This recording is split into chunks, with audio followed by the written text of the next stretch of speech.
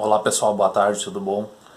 Como eu já tinha avisado vocês lá por e-mail, então a partir de hoje, na medida do possível, né? Então eu vou começar a direcionar os vídeos lá para vocês no canal do YouTube. Aí eu vou passar o link no grupo, tá? Então vamos começar hoje, certo? O primeiro vídeo que eu vou anexar lá para vocês, que é sobre aquele material que eu coloquei lá sobre introdução à fitopatologia, então relacionada à disciplina de fitossanidade, certo? Bom, o que eu vou focar aqui no vídeo, tá? Basicamente um resumo, tá, do que tem lá e com enfoque para questões básicas que vocês têm que entender, isso tem que ficar compreendido, certo? Então, já vamos dizer assim, iniciando da questão o que é fitopatologia, né?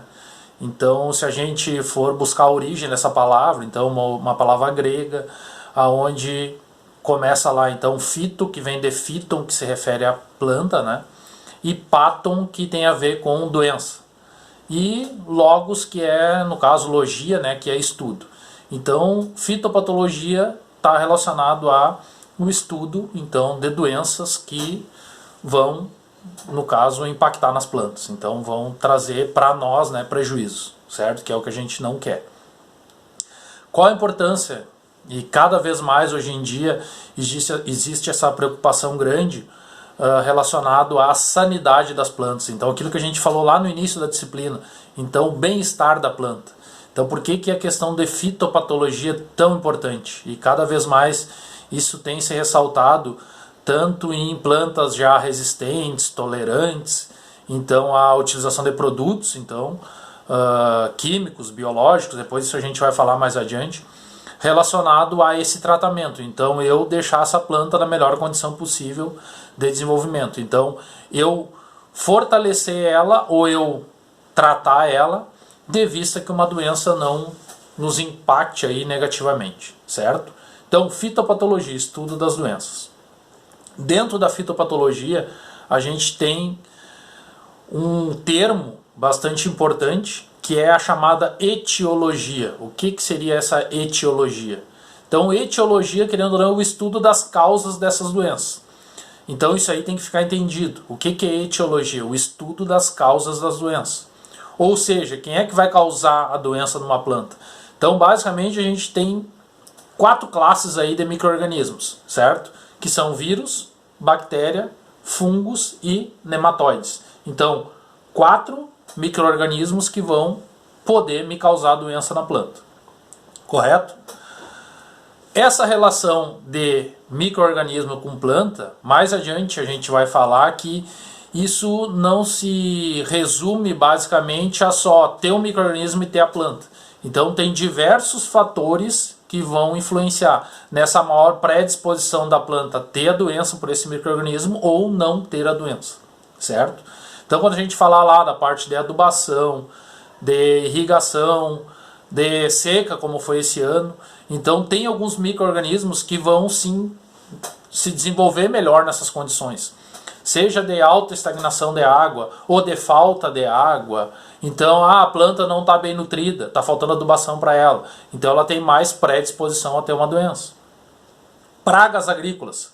Então alguns insetos a gente vai falar que eles são vetores. Então o que seria isso? Além do inseto causar o dano na planta, então por exemplo um percevejo, ele vai lá e vai sugar a seiva da planta, vai sugar a massa do grão lá. Então, além dele estar sugando, ele está impactando diretamente na planta, ele pode estar sendo vetor de doença. Então, ele pode estar contaminando a planta também. Tá? Isso é uma conversa para mais adiante, quando a gente falar da parte de pragas. Mas então, etiologia seriam essas causas. Quem que vai causar doenças em plantas, basicamente, que eu quero que você saiba? É fungo, bactéria, vírus e nematóide. São esses, certo? Depois a gente vai falar mais adiante dessa parte de pragas, aí, então, que vai entrar ácaros e aí por diante. Pulgões, então aí já entra na parte de pragas lá. Por que essa importância então da fitopatologia? Então, querendo ou não, a gente não pode deixar de lado a questão financeira. Então, qualquer impacto de uma doença numa cultura vai me trazer então prejuízo financeiro. Sem contar o quê? Que cada vez mais a gente está primando por produtos de melhor qualidade, mais sadios para consumo. Tem toda essa questão da agricultura orgânica aí, né, com esse enfoque. Então, querendo ou não, eu tendo uma planta doente, eu vou ter um produto final lá, vamos dizer assim, fora de mercado, ou com um valor de mercado mais baixo. Então, por isso essa importância também do lado financeiro de eu saber que doença que é e, de alguma forma, conseguir controlar ela ou evitar ela, certo? Então, parte inicial é isso aí. Então, saber o que é fitopatologia, então o estudo das doenças, e essa parte de etiologia, então que seriam quem que vai causar esses danos nessas plantas. Então, que micro-organismos que são esses, certo? Falando em micro-organismo, sempre, tá? Sempre só irá causar doença numa planta ou um micro-organismo patogênico. Então, existem diferenças, tá? Existem micro-organismos que são deteriorador e tem micro-organismos patogênicos. Então, os micro-organismos patogênicos são os que vão causar doenças em plantas, certo? Então, isso aí vocês guardem também.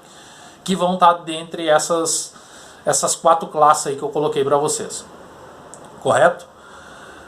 Essas doenças, elas vão poder ser biótica ou abiótica. O que seria uma doença biótica? Ela está relacionada diretamente a seres vivos. Então, o micro-organismo vai estar lá e vai impactar a planta lá e causar doença. Ou ela pode ser abiótica. O que é uma doença abiótica? A doença só vai se desencadear na planta, obviamente, através do micro-organismo, mas por quê? Porque aquela planta está com falta de água, está com excesso de água, está implementado num solo onde o pH não está adequado a ela. Então o que é abiótica? É um fator externo. Então não está relacionado diretamente ao micro-organismo, e sim ao ambiente que a planta está implementado. Então só um exemplo, tá? Esse ano a gente teve esse período aí de déficit hídrico, né? Então nessa safra aí 2019-2020, certo? Nas lavouras de soja, tem vários produtores aí que estão falando, eu reduzi muito a aplicação de fungicida esse ano na minha lavoura de soja, em relação a essa questão da falta de chuva, baixa umidade. Então o fungo, na maioria das vezes, tá, em grande maioria, os fungos vão necessitar dessa umidade no ambiente para se desenvolver. Porém, em algumas regiões do Rio Grande do Sul aqui, a gente teve então alguns problemas de doenças abióticas que se desenvolveram no caso da soja, tá? Relacionado a essa falta de chuva. Então essa falta de irrigação aí, ou de chuva geral, né, que foi. Então que foi no caso o ataque de macrofomina. Então que é um fungo que vai se desenvolver em condições de elevada temperatura e falta de água, certo? Então, em específico, esse fungo vai agir nessa condição. Então, o que eu falei? Eu tenho uma planta lá implementada num solo com o pH correto, com a adubação necessária para ela se desenvolver, porém, não choveu. Tinha altas temperaturas, o que aconteceu? Fatores externos influenciaram no desenvolvimento dessa doença. No caso aí específico para a soja esse ano. Correto? Guardem outro detalhe. Eu só vou ter uma doença numa planta se eu tiver 1, 2, 3 fatores. Tá? Eu tenho que ter 3 fatores. Eu tenho que ter o ambiente, eu tenho que ter o hospedeiro e eu tenho que ter o agente causal. Então o que seria o agente causal? O micro-organismo, o hospedeiro é a planta e o ambiente é onde ela está implementada. Se esses fatores, ambiente e planta, forem suscetíveis, ou seja, o ambiente está favorável ao fungo e a planta é suscetível àquele fungo, e obviamente a gente tendo aquele fungo no ambiente, eu vou ter uma doença fúngica atacando uma planta. Então eu tenho que ter esses 3 fatores em comum acordo, relacionado, obviamente favorecendo o micro-organismo, né? E aí sim ele vai causar esse dano na planta.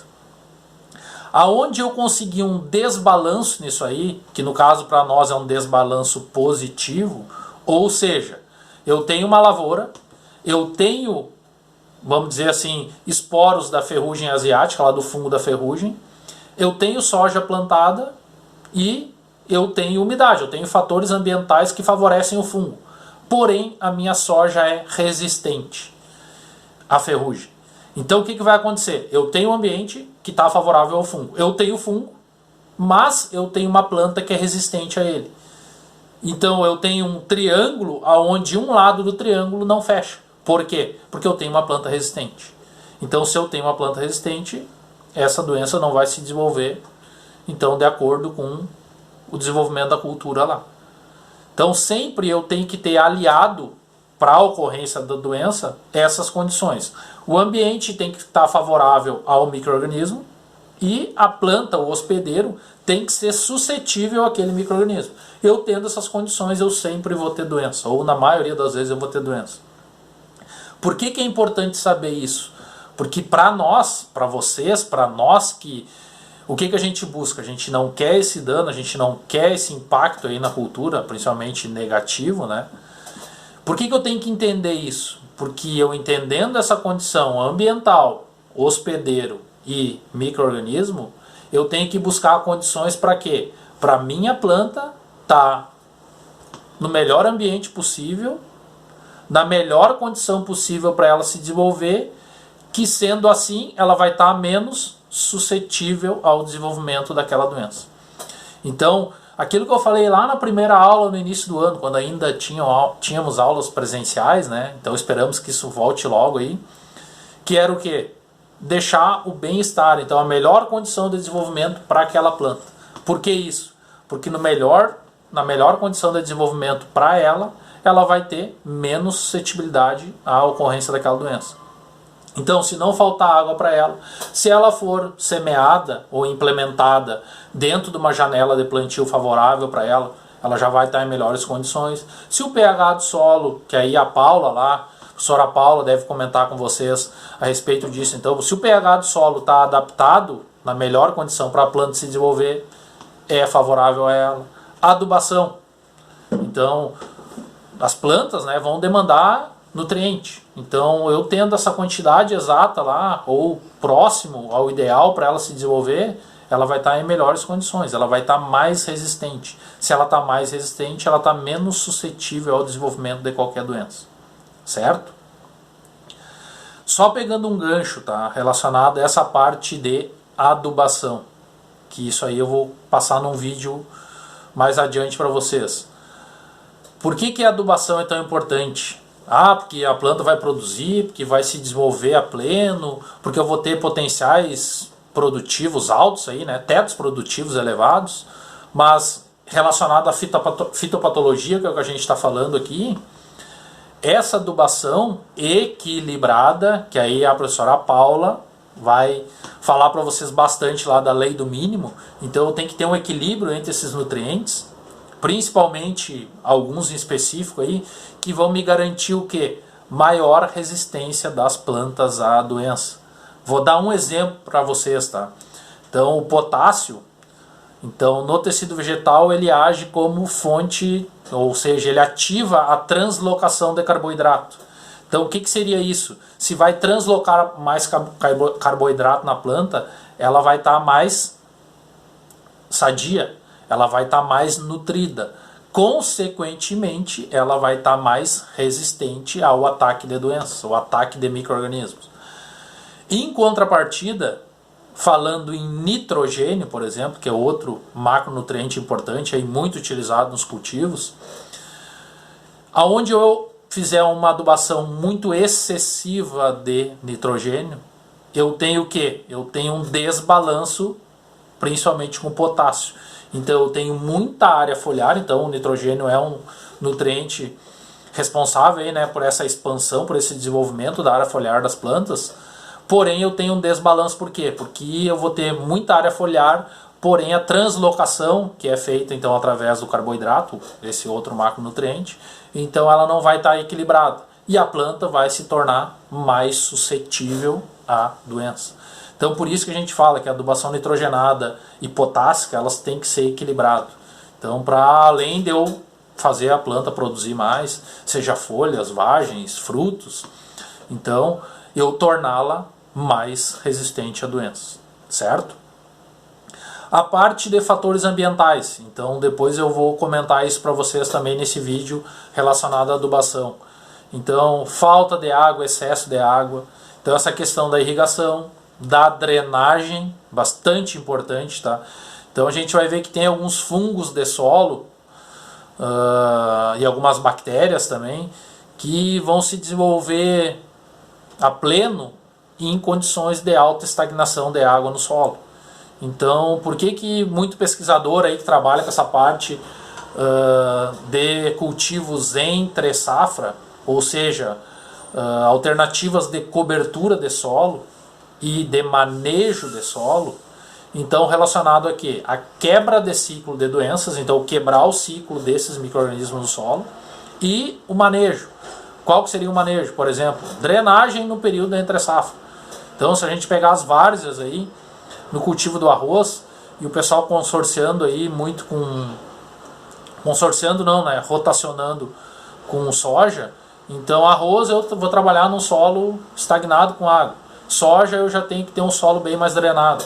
Então, esse período de drenagem, para aí sim uma implantação de uma cultura que não tolera um solo tão saturado de água, vai favorecer a não se desenvolver, então, esses micro-organismos que vão ser adaptados a essa condição de maior quantidade de água no solo. Então, essa parte da fitopatologia, ela amplifica muito, certo? Esse vídeo inicial aqui foi para situar vocês. O que é fitopatologia? Então, o que vai causar doenças nas plantas? Que fatores que vão interferir em ter doença ou não ter doença? Então, eu espero que tenha dado uma ampliada aí e dado uma luz para vocês nesse material que eu enviei. Eu fico à disposição, tá? Para mais questionamentos, se vocês quiserem me chamar no WhatsApp, no e-mail, eu fico à disposição. E posteriormente, então eu vou estar enviando outros vídeos relacionados a essa parte de fitopatologia, mas mais direcionados a alguns casos específicos. Por exemplo, dentro da fitopatologia, a gente tem as classificações de doenças em plantas.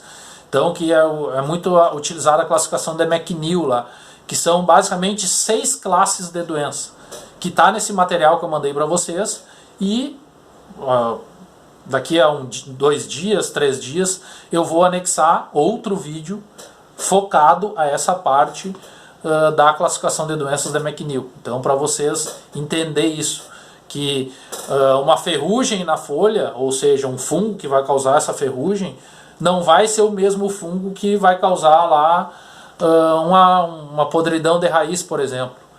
Então, por quê? Porque cada um vai agir numa parte da planta, ao longo do ciclo dela. Então, ao longo desse ciclo, eu tenho várias etapas diferentes de desenvolvimento da planta.